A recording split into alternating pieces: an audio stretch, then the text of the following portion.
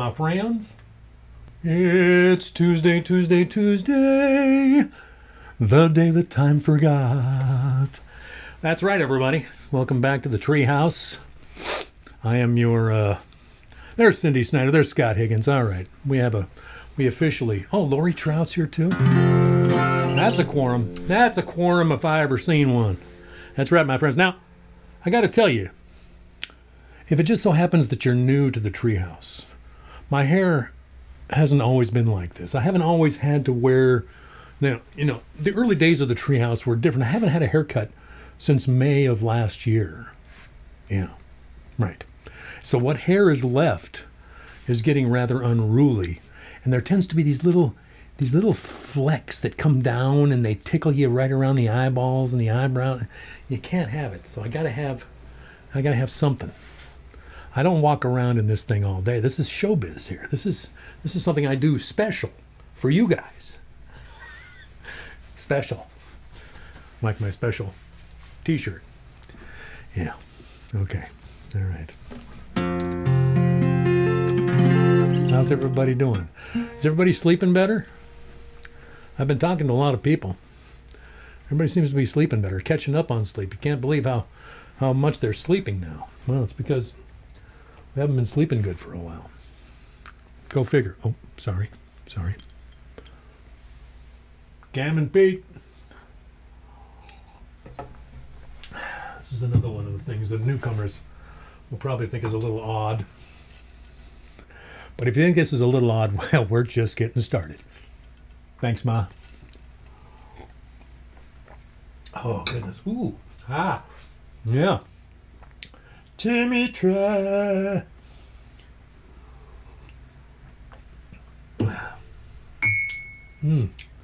Excellent. Kathy and Loris are here. Jeff Steve's in the house. Oh, yeah. Yeah, that works. Yeah. Funny, I said to Mitra, I didn't say Meadow Valley friends, Rick, Kathy, Rebecca, and Tim Lewis, too, if he happens to see this ever. This is Gary and Mary Schulstad, Portland, Oregon. Alan Hicks is in the house. Big guy. The big guy. The big guy is here. Doesn't mean I'm going to do How Deep Is Your Well again. I'm sorry. You're going to have to wait for it to come around in the rotation. That's right.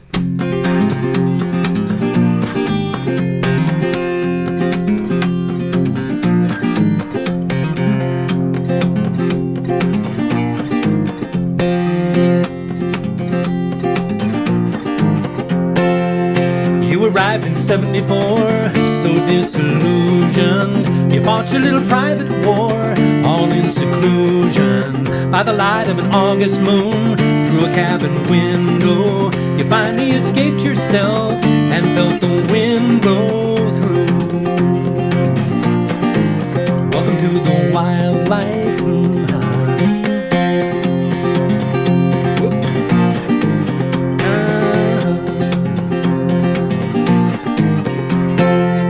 Never could describe it well, that transformation. There was a coyote out there and an invitation to let a big shout come out, clean off all of the gun grease, those frayed and dusty ropes, followed by the pops of peace.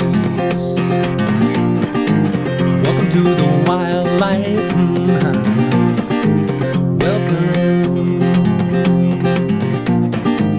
Welcome to the wildlife.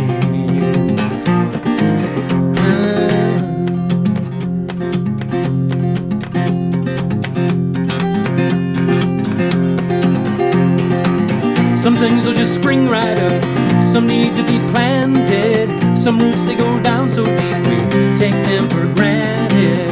We thought that we knew you well, thought we had you pegged, so imagine our surprise when you started to do-si-do.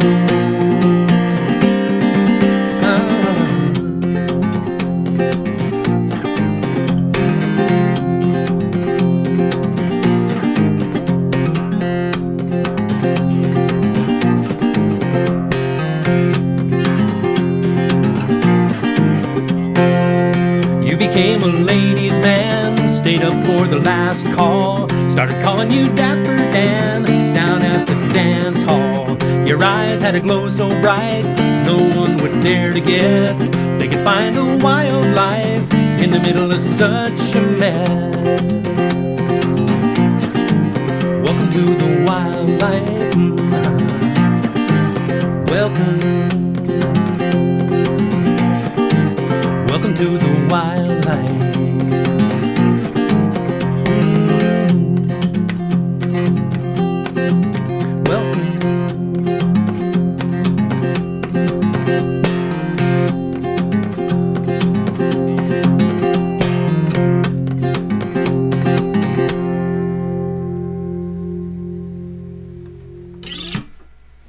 Yes, live streaming. You make a mistake, you live with it.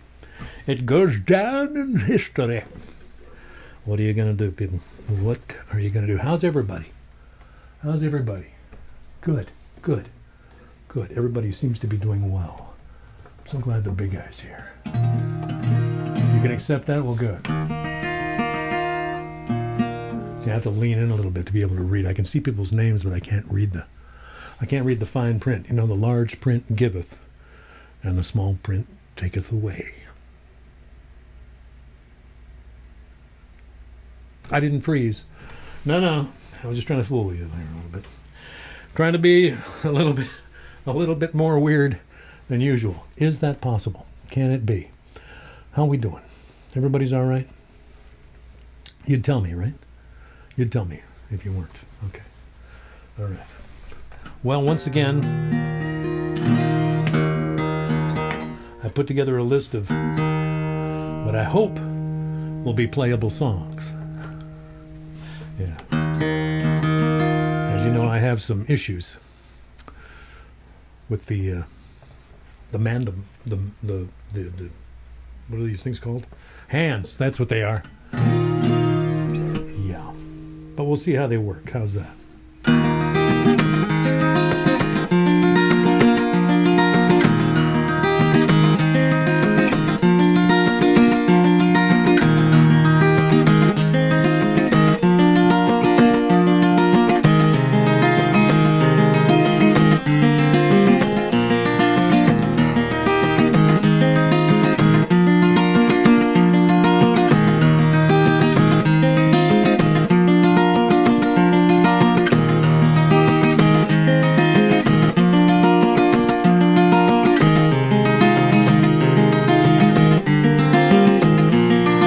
Thin gray mist that curtained the sun is falling. Paper-thin voice at the edge of sleep is calling. Holes in the path of this perfect world in front of us. On Alyce's birthday.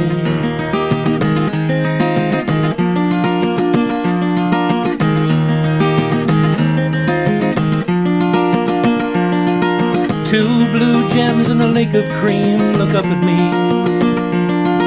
Rain-wet street 4 floors below looks lonely. In the rush last night the midwife whispered family. On Alyce's birthday.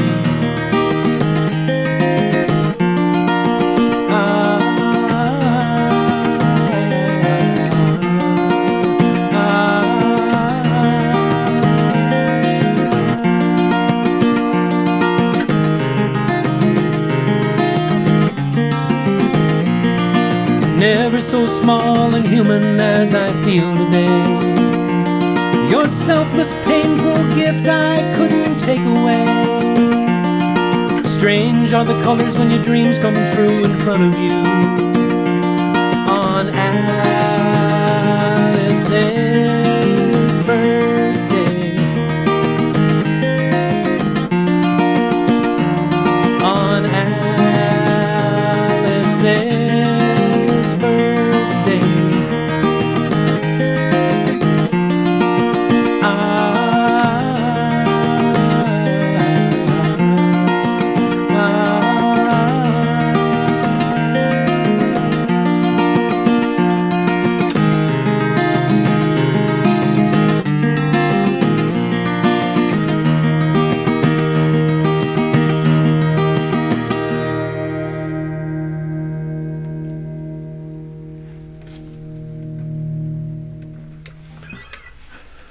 There you go. That's an oldie. It went okay. The hands seem to be cooperating, working together. It's a team effort. That's what you do. That's how you do it. It's a team effort. Oh, I just want to lean in and just talk to people. One of these nights we are going to do an after party here at the Treehouse. We're going to do like I'll give you some Zoom coordinates during the show and we'll all get together after and we'll yak it up. Because, you know, I'd like to have some more of this. An hour a week, just, you know, it just doesn't cut it. Janine Boggs, hey there, cuz. How you doing? Karen Bolter Robertson. Karen, welcome. Jeff Acorn, glad you're in the house, my friend. Excellent. Wait, did I hear it? No, that couldn't have been. I guess so. Well, let's move right along. Let's go at the, you know, you're supposed to rattle some more right now. You're supposed to rattle some more. You need to rattle some more. Thank you. More rattling. It's the hand, ladies and gentlemen. Here cometh the hand. You need to get in here, hand. There you are. It's the hand, ladies and gentlemen.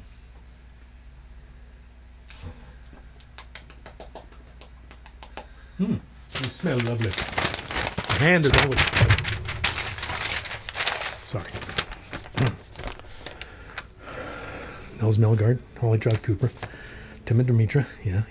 Scott and Rhonda, yeah. Bill Willem, Val Sanford, Helen Hicks, Cindy Snyder, Holly and Kim, Jamie Turner, Jeff Steve, Roland and Dorothy Burge, Rick Lewis, Monica Hoverstadt, Linda Rosales, Lori Trout, Chrissy Chesmore, Kelly Murphy, there he is, Kelly and Mary, yeah, Katrina Knight, Kathy and Loris, swinging, Nels and Holly Trout Cooper. Oh my goodness. I got to tell you, I've known some of these people most of my life. Yeah. And they still come around. Maybe I owe them money or something.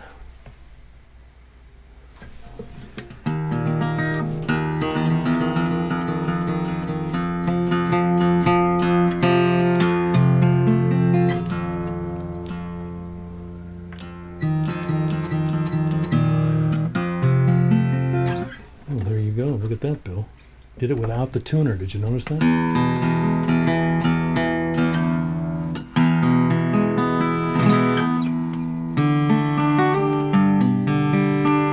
These are brand new strings, so I got to kind of make sure that I got them. Oh, sure. Now the tuner comes out.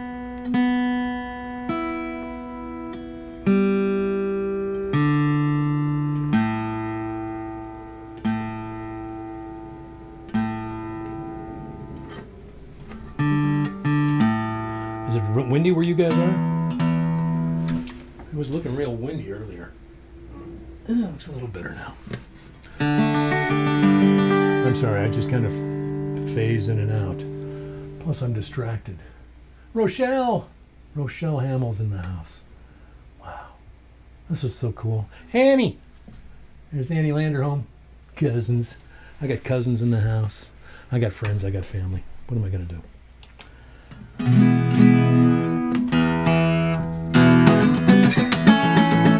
I wanted to talk about this. I wanted to talk about this song because this is a song I wrote back in the day. Back in the day, this song commemorates the old Bartell Drug Building at 4th and Pine. Now, some of you have heard the story before. Bear with me. The thing about the old Bartell Drug Building at 4th and Pine was that it had windows all the way around it. On 2 floors. You know, there was the ground floor, there was the upper floor. They both had windows almost all the way around. And it was kind of a triangle-shaped building anyway. And so it was like a reverse fish tank. You could watch people outside, you know. Usually you're looking in at somebody, you know, and watch them.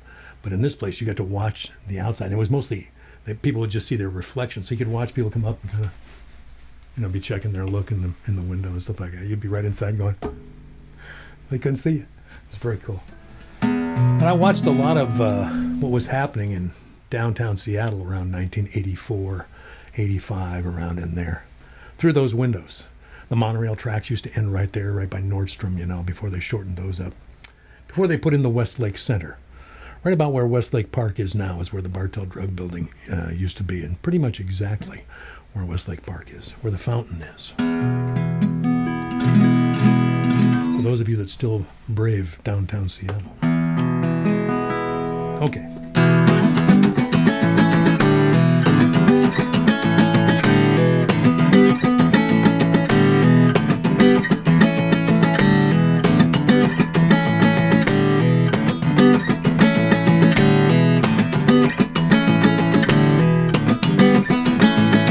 Up from the market, a left and a right turn, the hub of the business wheel, young radios burn and burn. I was there at the climax, just before it started to die. Roll in the big trucks, watch the citizens point and cry. They're digging up the street where the steel drum band taught me how to love that sound. Don't they know that corner is sacred ground?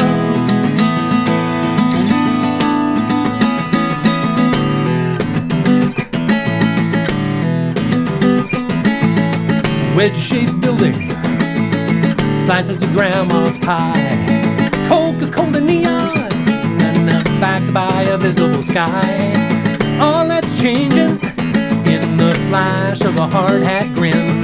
They're gonna rip it up and build us some tall gray walls to hold all the people in. They're digging up the street where the shoe shine man taught us all how to look down, while we were checking our shoes and were walking on sacred ground.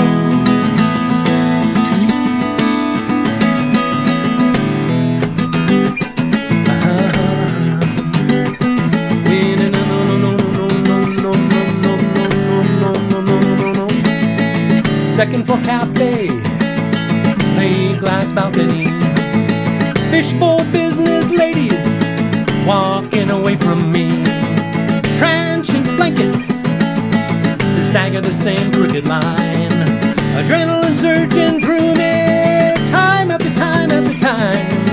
They're digging up the street where the Mohawks meet, looking like the lost and found, grinding their butts in the gutters of sacred ground.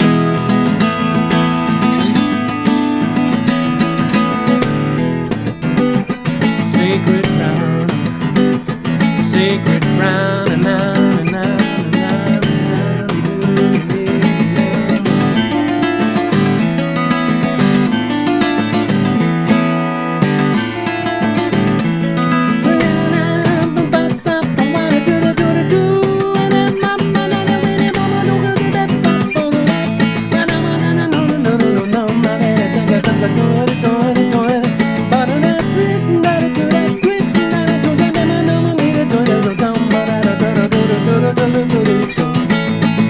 sterile invaders swallow another block.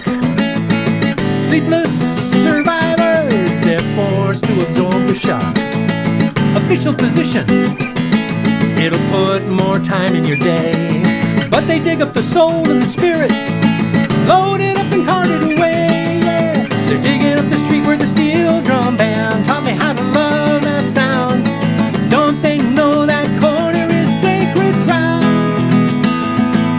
Don't they know that corner is sacred ground?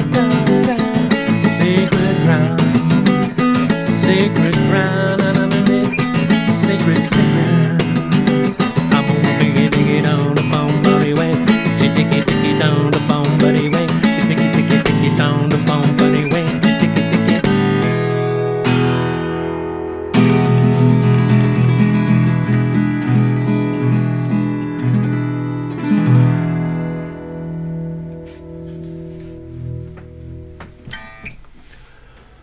Sacred ground. Yeah. Playing some chestnuts to start out with tonight. All right. Yeah.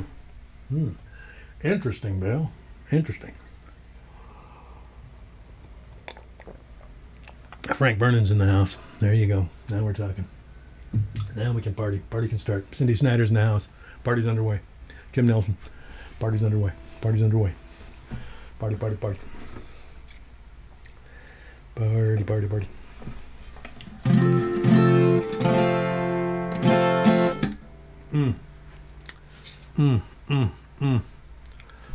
Is this hour going to go by? Yeah, it's already 7:20. Jeez. That's the thing about Tuesday nights. This is the fastest. I wait for this hour all week. It goes by faster than any of the other ones. 167 other hours. This one is the one that takes about 15 minutes to go by. There's got to be a physicist, a quantum physicist somewhere in the house that can help me out with this situation. We got to make this hour longer. That's right.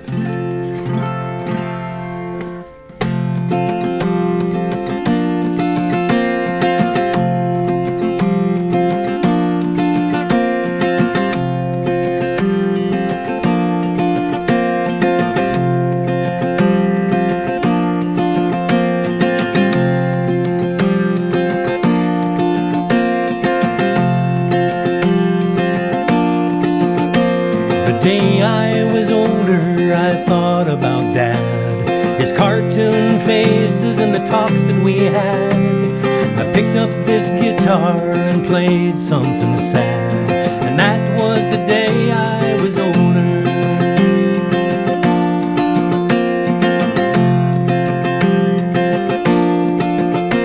The day I was older, I called my best friend. We spoke of our history and how it might end, and all the love letters that we'll never send. And that was the day I was older. We don't talk enough about grace anymore. Our gratitude sleeps in a box by the door. We shop to feel better and live in the store. And fellowship keeps getting colder.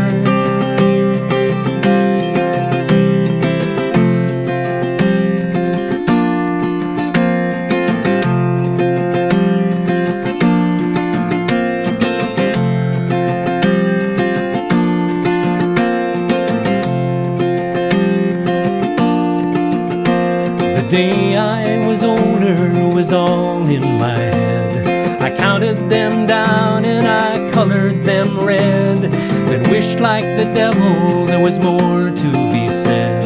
But that was the day I was older. We don't talk enough about grace anymore. Our gratitude sleeps in a box by the door. We shop to feel better and live in the store, and fellowship keeps getting colder.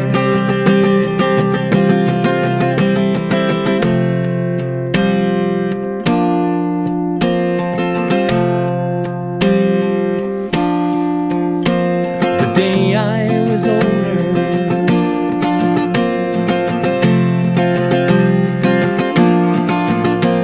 the day I was older.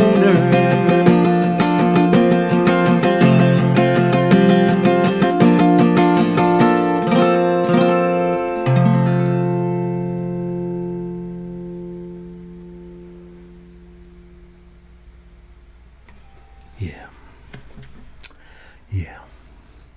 That's for my dad, whose picture's sitting right up there. Right up there.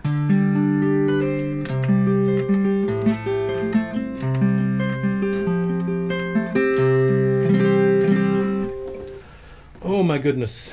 Oh my goodness, folks. Did I see? I did. I saw Tim Robinson. Oh my Lord. Tim Robinson's in the house. One of my favorite songwriters. All the way from Croton-on-Hudson in New York State. Thank you, sir. I want to sing this one for Scott.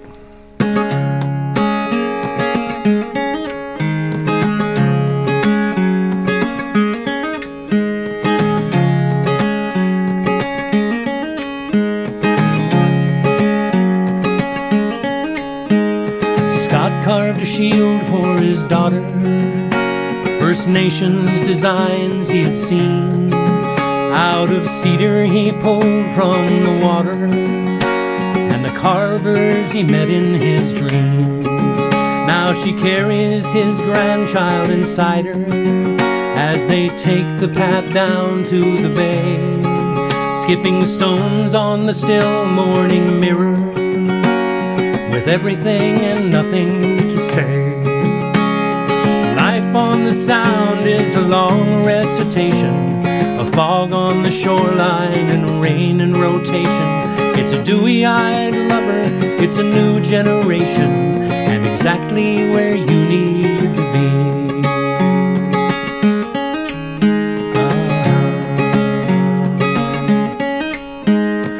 Alma drove home for the summer from a secret that she'd left behind. There was high drama out on the desert, and the rivers unsettled her mind. What she needs is the peace and the stillness, the slow breath of tides on the beach, the smell of her mother's warm blankets, and all she requires within reach. Life on the Sound is a long recitation, a fog on the shoreline and rain in rotation. It's a dewy-eyed lover and a good explanation of exactly where you need to be.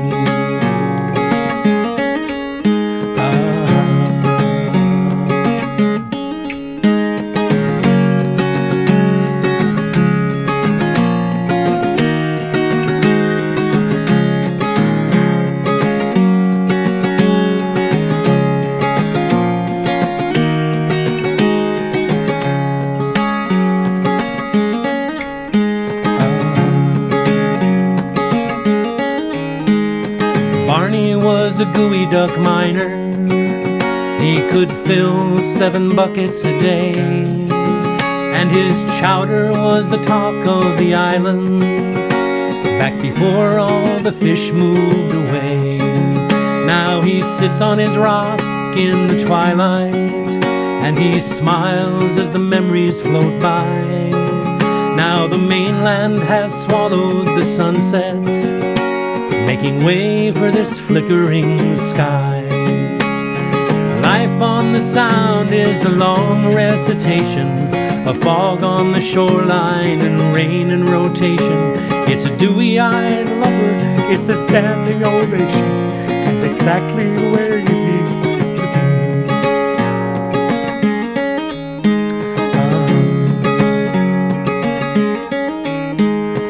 Life on the Sound is a long recitation, a fog on the shoreline and rain in rotation.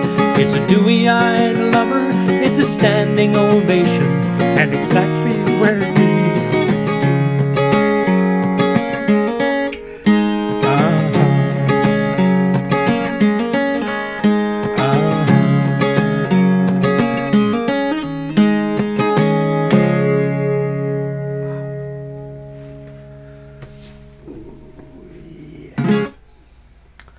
There you go. Life on the Sound, that's called. That'll be on the next album, I guess. Yeah. Yeah. Might be one. Who knows? Need to write some more songs, don't I? I've still got work to do. Oh my goodness. What are you going to do, Bill? What are you going to do? What are you going to do? Oh my goodness. Ladies and gentlemen. Ladies and gentlemen. Sometimes I just get overwhelmed. Overwhelmed. Did you hear something? I don't think. I didn't hear anything. It's the return of the hand. The hand too. She's back. And she's pissed. Ooh. Ooh. Ooh, my goodness. Jim Endicott's here too. Wow, cool. Jeff Acorn, Tim Robinson. Wow, it's got to be late where you are, man. Yeah, he must be doing some kind of time shifting. They came in sneaky. Who came in sneaky? Charlotte's here. Charlotte, Henry, Stephen. Hey, guys. They are ninjas. Okay, they're ninjas. Cool. Sorry I said anything. You're probably operating undercover. You're probably looking for Tim Swiger. I think I can point him out to you here. Yeah, if you're ninjas, you're probably looking for him. Rich and Deb Hadeen. Welcome. This is fantastic. This is fantastic, you guys. Can't tell you how much this means to me. Don't want to forget the fireworks. You know. it just ain't the same without the fireworks. You know, somebody might be new to the treehouse. They don't know about. Oh, no. Fire in the hole. Poetry break. Poetry break. It's time for the poetry break. Time for the poetry break. Ah. Fire everywhere. Wait a minute. I need to go get my stump. There it is. Yeah. Well, people, I got to tell you, I'm stepping way outside the comfort zone this week. That's right. Into a region that I have explored, but I've never really spent a lot of time, and I don't pretend to have any kind of expertise regarding the poetry of Elizabeth Bishop. I decided I wanted to challenge myself a little bit this week, you know? And I've been reading about Elizabeth Bishop, you know. I went to the Poetry Foundation website and I read about Elizabeth Bishop. She was born in Worcester, Massachusetts, 1911, and passed away in 1979. So she's been parted from us for a while. She was good friends with Marianne Moore, one of the real big-time poets. I think she studied with Marianne Moore at Vassar, and they became friends there. Also very close with Robert Lowell. Some of these names may not mean anything to the non-literature majors, but can I tell you, these people, you know, they know what they're doing. They know what they're doing. It's a whole nother ball game. Where did I put my notes? There they are. It's a whole nother ball game when you get into these guys. Mid-century stuff. Sometime we'll read some John Berryman. You're going to love John Berryman. Anyway, I'm just going to try some of these. You know, I went to the Poetry Foundation website, and they've got like probably 8 or 10 of her poems up there. None of the poems they had posted there were the ones that I had picked out. So I was kind of like, And then I also have been reading. I've had this book for a while. It's by Colm Toibin on Elizabeth Bishop. It's a very good book. And so far, none of the poems he's talking about are the ones I picked out either. So I'm kind of like, okay. All right, do I understand Elizabeth Bishop? Do I know what she was going for? No. I just know that she has a particular kind of... Her poetry really sings. It really sings. And that's what I noticed. That's what I've noticed. So I've had some of these poems marked for a long time. But the idea of reading them aloud to other people, you know, it never really occurred to me. And so I'm kind of... If I seem a little, it's only because, yeah. So where are we starting? We're starting with Letter to New York. It's called. Well, it's a Letter to NY. I'm assuming it's New York, unless it's Nevia Yablonsky or Ned Yeltsin. I think it's New York. I think it's the Letter to New York for Louise Crane. This is written for. So just see how this strikes you. Hey, there's one of my old KOZI Radio Lake Chelan. Letter to New York. In your next letter, I wish you'd say where you are going and what you are doing. How are the plays? And after the plays, what other pleasures you're pursuing. Taking cabs in the middle of the night, driving as if to save your soul, where the road goes round and round the park, and the meter glares like a moral owl. And the trees look so queer and green, standing alone in big black caves, and suddenly you're in a different place, where everything seems to happen in waves. And most of the jokes you just can't catch, like dirty words rubbed off a slate. And the songs are loud but somehow dim, and it gets so terribly late. And coming out of the brown stone house to the gray sidewalk, the watered street, one side of the buildings rises with the sun like a glistening field of wheat. Wheat, not oats, dear. I'm afraid if it's wheat, it's none of your sowing. Nevertheless, I'd like to know what you were doing and where you were going. Did you get that? It's very, you know, I remember the first time I opened this book. I can't remember when I got it. Did I put a date in here? I've had this book for at least 10 or 15 years. Oh, I've had it since 2001. 2001 TWISP, it says right here. Right under the name, Bob Denver. Yeah, Bob Denver. Blue Donut. Bad Day. Okay. Any of a number of things could work. So there you go. It's just kind of, it's got a dance. It's got a lilt to it, you know? Now, Colm Toibin is talking about how she, you know, she buried her meanings down deep, and the surface is kind of semi-transparent, and you need to, and you can catch the insecurities kind of coming up through the cracks. And I'm like, okay, that might all be true, but I'm just liking the dance of it, you know? So maybe if I keep reading these to myself over and over and reading them aloud over and over, maybe some of that other stuff that other people talk about will start to leak through. But in the meantime, I love it. I love it just for the way it sounds, you know? Like, here's another one coming up here. Like I said, she was good friends with Marianne Moore. And this is called Invitation to Miss Marianne Moore. From Brooklyn, over the Brooklyn Bridge, on this fine morning, please come flying. In a cloud of fiery pale chemicals, please come flying to the rapid rolling of thousands of small blue drums descending out of the mackerel sky over the glittering grandstand of harbor water. Please come flying. Whistles, pennants, and smoke are billowing. The ships are signaling cordially with multitudes of flags rising and falling like birds all over the harbor. Enter 2 rivers, gracefully bearing countless little pellucid jellies in cut-glass epergnes, dragging with silver chains. The flight is safe. The weather is all arranged. The waves are running in verses this fine morning. Please come flying. Come with the pointed toe of each black shoe trailing a sapphire highlight, with a black cape full of butterfly wings and bon mot, with heaven knows how many angels all riding on the broad black brim of your hat. Please come flying. Bearing a musical inaudible abacus, a slight censorious frown, the blue ribbons, please come flying. Facts and skyscrapers glint in the tide. Manhattan is all awash with morals this fine morning, so please come flying.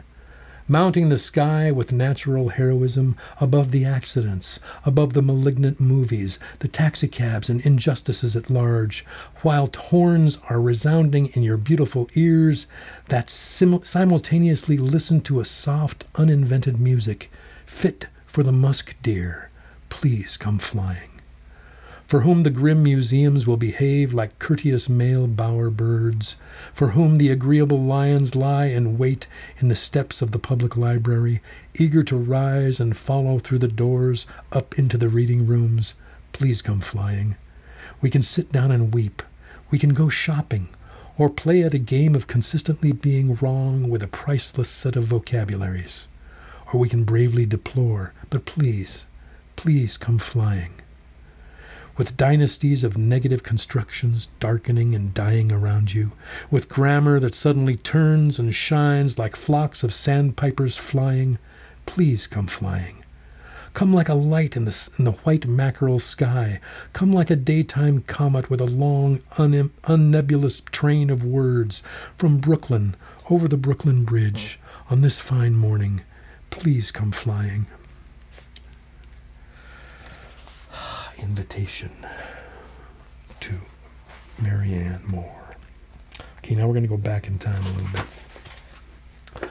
You know, I was looking, last week I talked about how I was looking for something semi-patriotic, something about our national state, and I went to Walt Whitman, and then I was like, oh, no, too much, too big, too grand. And then I find here a poem called View of the Capitol from the Library of Congress. Now, I don't know what she means by this poem. See, that's the thing. I need to be in a poetry class with Bill Woolham, who's here in the house tonight, and I need to let somebody else start the discussion and make some kind of a point that I can kind of grasp onto and say, oh, we're inside. I'm kind of going, oh, she means that. Okay, well, let me quickly revise all the things that I was thinking so that I can say something that sounds intelligent in a room full of intelligent people. Here I am in a room full of intelligent people, and I have no idea if I'm being intelligent or not. I was talking with Diane about this just a little while ago, saying, flying by the seat of my pants again. She says, you love it. That's the way you want to do it. You want to fly by the seat of your pants. View of the Capitol from the Library of Congress. Somebody's saying, too much coffee, Bob? View of the Capitol from the Library of Congress. Moving from left to left, the light is heavy on the dome and coarse. One small lunette turns it aside and blankly stares off to the side like a big white old wall-eyed horse. On the east steps, the Air Force band in uniforms of Air Force blue is playing hard and loud, but queer, the music doesn't quite come through. It comes in snatches, dim, then keen, then mute, and yet there is no breeze. The giant trees stand in between. I think the trees must intervene, catching the music in their leaves like gold dust, till each big leaf sags. Unceasingly the little flags freed their limp stripes into the air, and the band's efforts vanish there. Great shades, edge over, give the music room. The gathered brasses want to go boom, boom. The trees blocking the sound, catching it all in their leaves. Yeah, like gold dust, till each big leaf sags. Unceasingly the little flags feed their limp stripes into the air, and the band's efforts vanish there. Yeah, I love that. I love that. I've got a couple more here for you. We're going to go to her friendship with Robert Lowell. This poem is called North Haven, and it's in memoriam for Robert Lowell. Yeah, they corresponded. They've published a book of their collected correspondence, and I think it's quite a weighty tome, from what I hear. Or it's a selected. There's another volume coming out. But this poem is laid out kind of interestingly. It's got a first stanza in italics. Then there's like a double stanza break, and then 3 stanzas in a row. Then another double stanza break before the last 2 stanzas. I'll try to represent as best I can.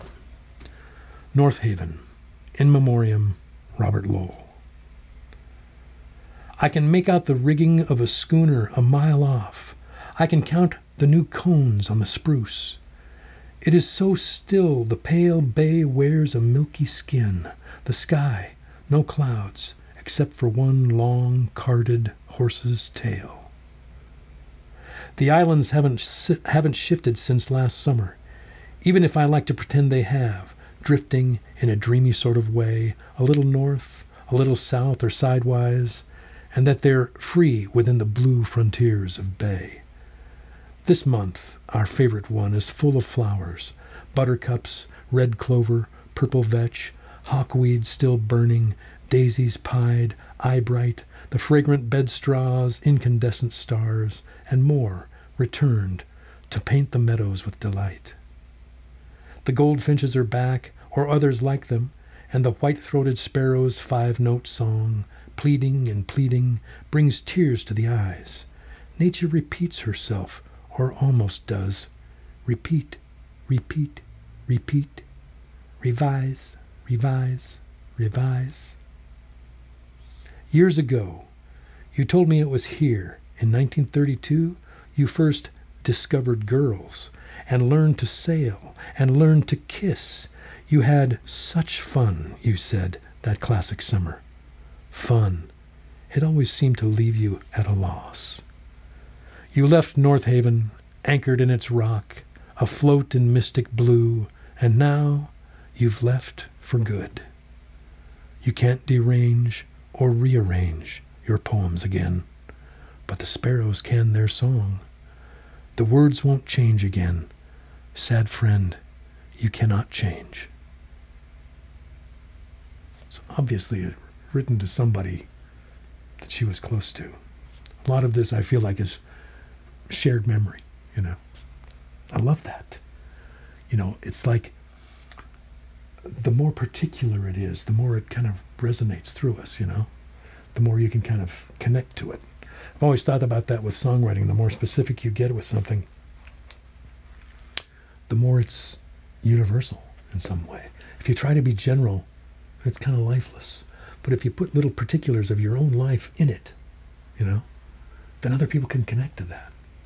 I'm not sure why. I wish I knew. If I knew, I'd probably be famous. That's right. Oh, well, I'm fine. Trust me. So I'm going to finish with this one, which when I read it, do you remember months ago when I read They Feed the Lion by Philip Levine? How that poem was just, there was something, it built on its own kind of momentum. It kind of grew out of itself into a kind of a ferocious kind of thing, to where it almost gives you chills by the end. Well, this is a poem called Visits to St. Elizabeth's. Now, St. Elizabeth's was a mental hospital where Ezra Pound spent many, many years.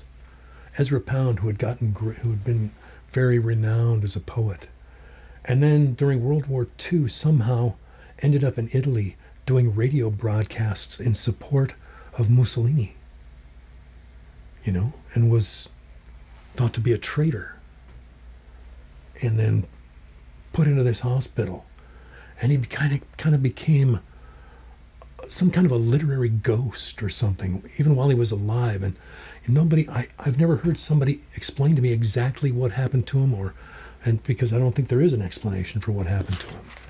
Was he writing? Was he not writing? I think he was still working on a few cantos. Then he spent years, 10 years or something, where he didn't speak at all. So I believe that Ms. Bishop is referring to Ezra Pound in this poem. I believe. I know. You can tell. Visits to St. Elizabeth's, 1950. This is the house of Bedlam. This is the man that lies in the house of Bedlam. This is the time of the tragic man that lies in the house of Bedlam. This is a wristwatch telling the time of the talkative man that lies in the house of Bedlam. This is a sailor wearing the watch that tells the time of the honored man that lies in the house of Bedlam. This is the roadstead all aboard, reached by the sailor wearing the watch that tells the time of the old brave man that lies in the house of Bedlam. These are the years and the walls of the ward, the winds and clouds of the sea of board, sailed by the sailor wearing the watch that tells the time of the cranky man that lies in the house of Bedlam. This is the Jew in a newspaper hat that dances weeping down the ward, over the creaking sea of board, beyond the sailor winding his watch, that tells the time of the cruel man that lies in the house of Bedlam. This is a world of books gone flat.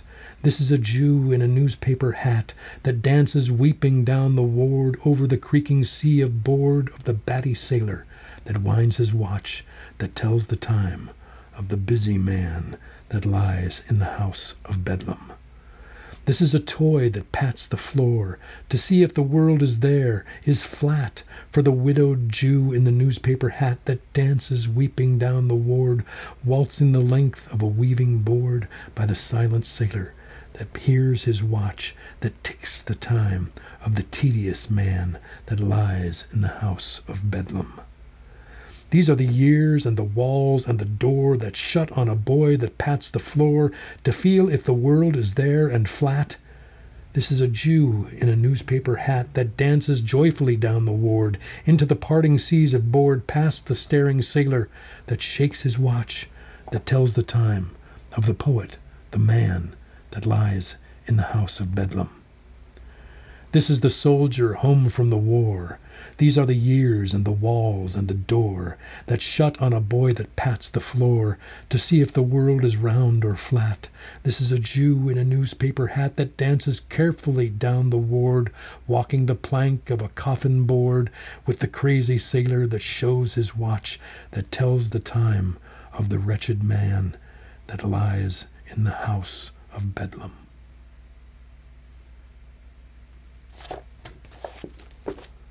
Elizabeth Bishop. The Complete Poems, 1927 to 1979. This is it. She only published like 90 poems during her lifetime. That's not very many for someone to have made such a big mark on literature. She was also an essayist and stuff, and there's a lot of unpublished stuff in that book. But there you go. I did my best. Don't hold it against me. I love playing around with poetry, and I love the way it kind of it settles into you over time. You know, when I first bought that Elizabeth Bishop book, I cracked it open. I was like, I'm not ready for this. It's like when I first read Richard Hugo, and I was like, what? What's he? Until I heard him read, it didn't register. There's always something, you know, and there's been so many times I've had books on these shelves for decades that I've never read, or I've tried to read, and I'm like, I don't know. I don't think I like this. Should I get rid of it? Should I sell the book and, you know, replace it with, hold on to it. And, you know, 20 years down the road, you pick it up and suddenly, boom, it blows your head off. What happened in the interim?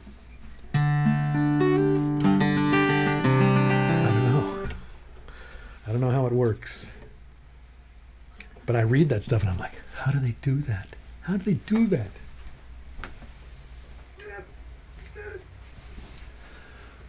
Sorry, I shouldn't be tidying up during the show. Where are we at here? Oh my gosh. Well, we might run a little over. We might run a little over this evening.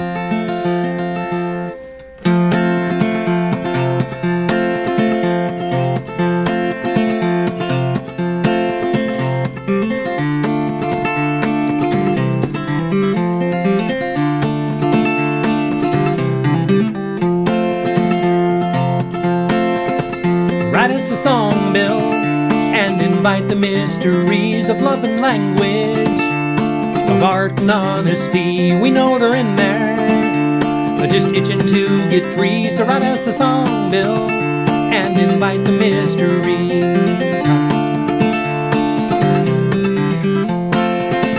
Write us a song, Bill. Isn't that what you do? There's a lonesome guitar sitting right next to you. He's good for a few words, maybe a melody or two. So write us a song, Bill. Isn't that what you do?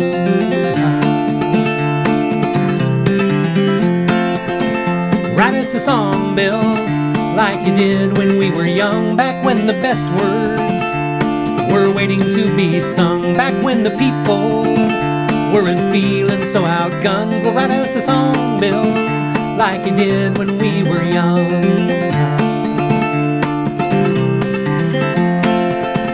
Write us a song, Bill, an upbeat little tune that'll speak to the eardrums as we move from room to room. Sweet inspiration, it cannot come too soon. So write us a song, Bill, an upbeat little tune.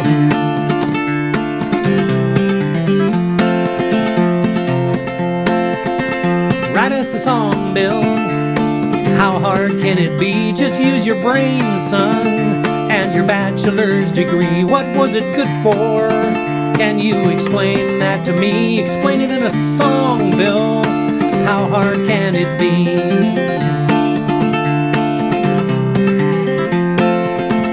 Write us a song, Bill. We're running out of sun. This party's dying. We need to start another one. We need to strategize on what is to be done. So write us a song, Bill. We're running out of sun.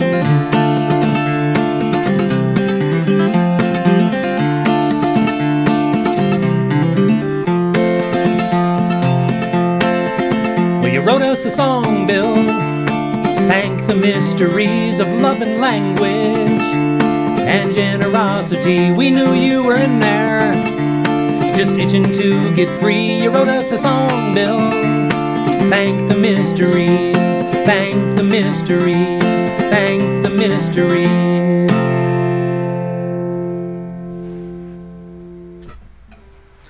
There you go.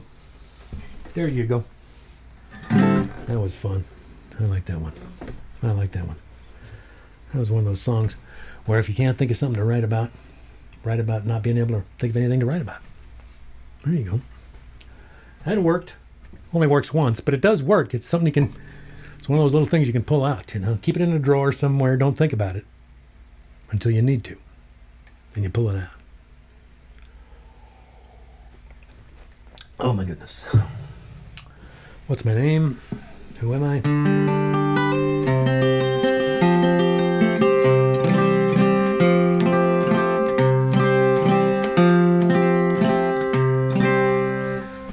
Okay.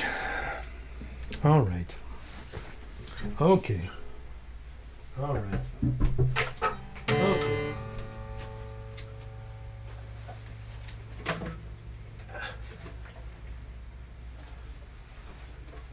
See that panic look on my face? You didn't see that, did you? Look of panic as I went. Oh no, don't use those.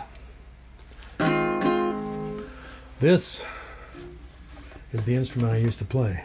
Ooh, that ain't right.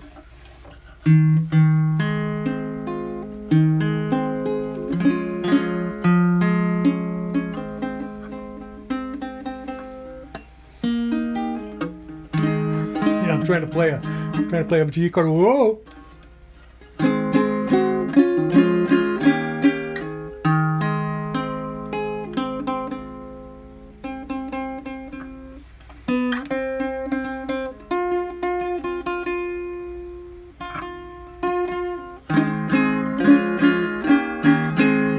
Trying to remember where the twists in the neck are so that I have to adjust my tuning.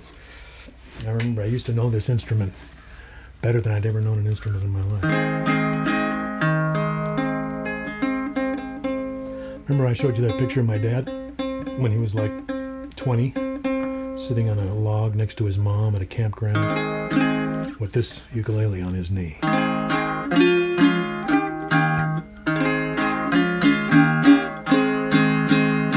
I wanted to sing this song, one last song for you, but first. Hey there, kids!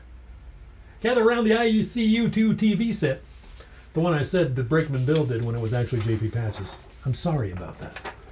I credited Brakeman Bill with a J.P. Patches thing. Yeah. I'm sure the people at Channel 11 were real happy, but the people at Channel 7 were probably not. Because it was J.P. Patches who had the ICU2 TV set. It was not Brakeman Bill. Brakeman Bill had Crazy Donkey. Okay, birthdays this week, ladies and gentlemen. First of all, I got nothing for today. But tomorrow, Xana Sage is having a birthday tomorrow. Happy birthday, Xana. Also tomorrow, old Whitworth friend Dirk Stratton is having a birthday tomorrow. And Anne Melgard, who I believe might be in the house. Anne? And where is... I know she might be here. She's having a birthday tomorrow. Yeah. Let's see. On Thursday, from Bangor, County Down. Bangor in County Down in Ireland. Anthony McCann is having a birthday on Thursday, as is Daryl Cherney, well-known activist songwriter here in the United States. Friday, I got nothing. I got nothing. Sorry. If you got a birthday on Friday, I didn't know. Saturday... Another person who may be in the house, Mary Lenz. Mary Lenz is having a birthday on Saturday. Happy birthday, Mary. As is Doug Wilcox, Duga, my old neighbor from up on Libby Creek, up in the Meadow. Happy birthday, Duga. Also, Kelly Champion, who I believe is still down in the Portland area. Kelly, yeah, she's having a birthday on Saturday as well. Happy birthday, Kelly, if you ever see this. On Sunday, bring on Debbie Aqua. Mr. Bill Haug from Stadium High School and Mason Junior High is having a birthday on Sunday. Maria Miletto, a fabulous mandolin player and a former school bus driver who I'm acquainted with, is having a birthday on Sunday as well, as is Abby Karp, another great songwriter here in the Seattle area that I know through the Grumpy D's contingent. Yes. That's on Sunday. On on Monday. One Alyce Davie is having her birthday on Monday, which is why you heard me sing Alice's birthday earlier this evening. Monday is Alice's birthday. Yeah. There you have it, ladies and gentlemen. We now return you to your irregularly unscheduled reprogramming. Okay. And a song that that my dad used to sing to my sister and me, a song that I used to sing to my kids, and one that might be appropriate for us to finish up with tonight. I played it for you before. Malvina Reynolds wrote this.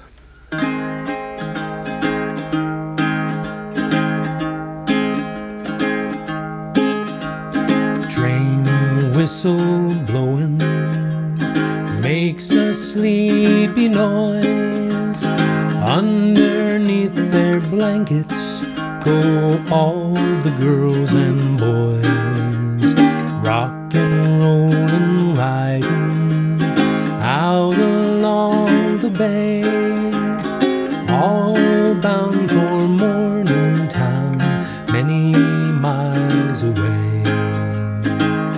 If you know it, sing along on the choruses, okay?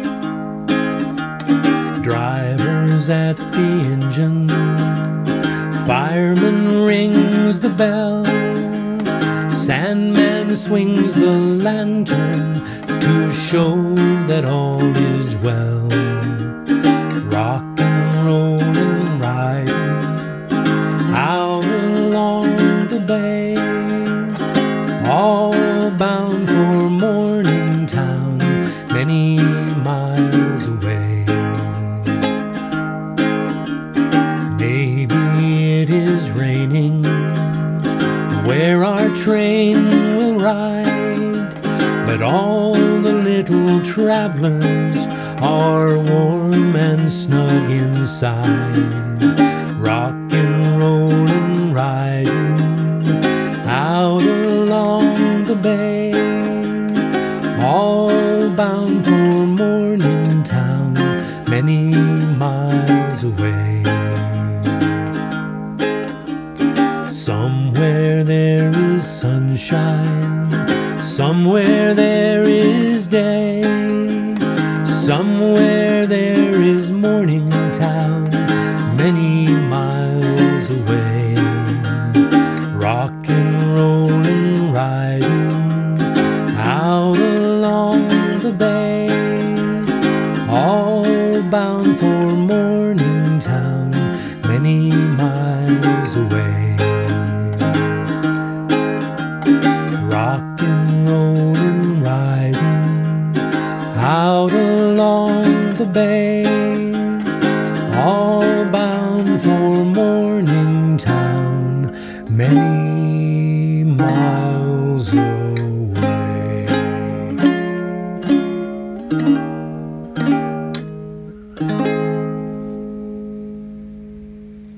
There you go. There you go. There's the old baritone uke with the little... That creek's been there since I was a kid. Yeah. Old home week. Well, folks, you've survived another hour in the treehouse. Got to tell you, like I said before, this is my lifeline. This is my my outlet, and I appreciate you letting me let out all on you here on Tuesday nights. It's I don't know. It's become something all unto itself, a part of my week that I would not be without, you know. And I think even after we're all back out there in the analog world, interacting the way we do as people, hugging, there's going to be a lot of hugging. Can you imagine the amount of hugging there's going to be? Man. Well, after all that dies down, and I'm playing over at the C&P Coffee Company, or down there at the Couth Buzzard, or up there in Snohomish at Tim Noah's Thumbnail Theater, or up in Everett at that place, or down in Tacoma at the Antique Sandwich, or wherever. I think Tuesday nights are still going to be around. I think Tuesday nights will still be around in some form or another, because I've gotten to kind of depend on this. So, anyway, sorry, didn't mean to get long-winded there at the end. hope you had a good evening. I hope you have a great week, and we'll see you back here next Tuesday, February 2nd. My goodness. Good night.